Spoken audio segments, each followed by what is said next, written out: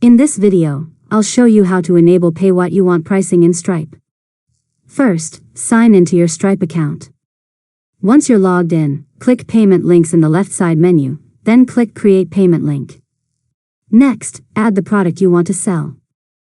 In the pricing options, enable the setting that lets customers enter their own amount. You can also set a minimum amount to make sure every payment meets your requirements. After that, review the rest of the payment link settings. You can customize the confirmation page, collect customer information, and configure any additional options you need.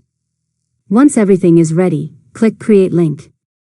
Your payment link is now live, and customers will be able to enter the amount they want to pay before completing their purchase. And that's it. You've successfully learned how to enable Pay What You Want pricing in Stripe. If you found this tutorial helpful, make sure to subscribe to Learn Mode Lab for more tutorials.